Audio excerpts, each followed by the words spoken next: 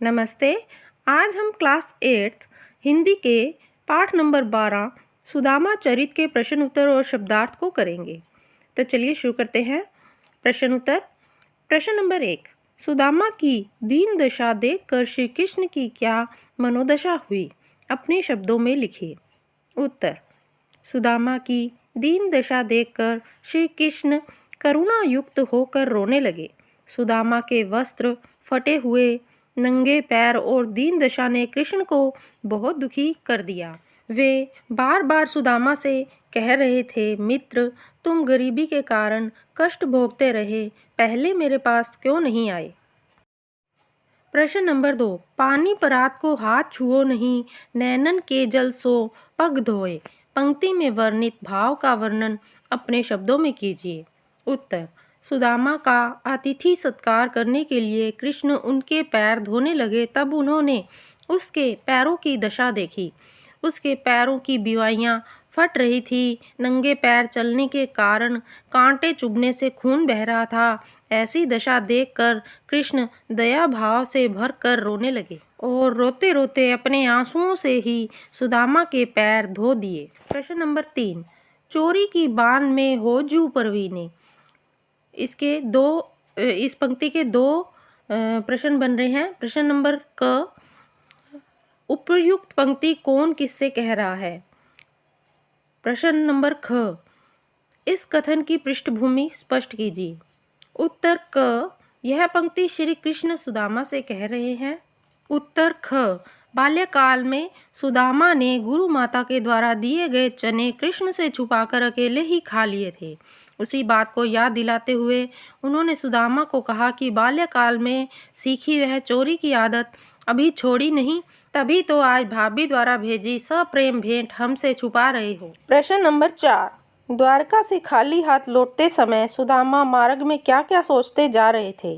वह कृष्ण के व्यवहार से क्यों खींच रहे थे? सुदामा के मन की दुविधा को अपने शब्दों में प्रकट कीजिए। उत्तर।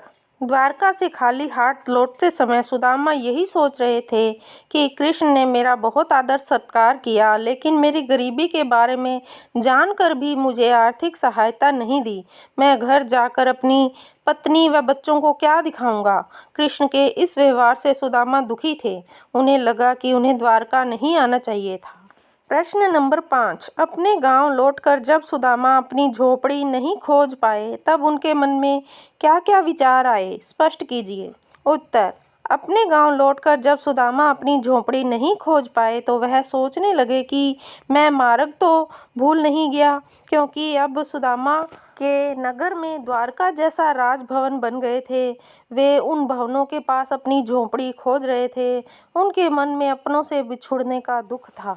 प्रश्न नंबर 6, निर्धनता के बाद मिलने वाली संपन्नता का चित्रण कविता के अंतिम पंक्तियों में वर्णित है, उसे अपने शब्दों में लिखिए। उत्तर। सुदामा कृष्ण के पास पहुंचने से पहले दीनहीन दशा में जीवन बिता रहे थे। टूटी फूटी झोपड़ी में बिना बिस्तर बिछाए, फटे वस्त्र व खाने के लिए 2 वक्त की रोटी भी नहीं जुटा पाते थे। आज कृष्ण से अप्रत्यक्ष रूप से सभी सुख साधनों को पाकर भी उन्हें ठीक से भोग नहीं पा रहे थे, क्योंकि वे पछता रहे थे कि उन्होंने अपनी मित्र की मित्रता पर शक किया। तो ये थे इस पाठ के प्रश्न उत्तर। अब इस पाठ के शब्दार्थ भी कर लेते हैं। उपाना जूता, द्विज ब्राह्मण, वसुधा पृथ्वी, बिवाइन पाँव की एड़ी का फटना, अभिरामा सुंदर, पुलकनी उमंग, बिलोकीबे देखना, महावत हाथीवान। इसी के साथ ही इस पाठ के शब्दार्थ और प्रश्न उत्तर समाप्त होते हैं। आपको ये वीडियो कैसी लगी कमेंट करके अवश्य बताइएगा। अगर आपको ये वीडियो अच्छी लगी तो इसे लाइक कीजिएगा, शेयर कीजिएगा और मेरे चैनल को सब्सक्राइब करना ना भूलिएगा। और पास में लगे बेल आइकन को भी दबा दें ताकि मेरे आने वाली सभी वीडियोज़ की नोटिफिकेशन सबसे पहले आपको मिल जाए। धन्यवाद।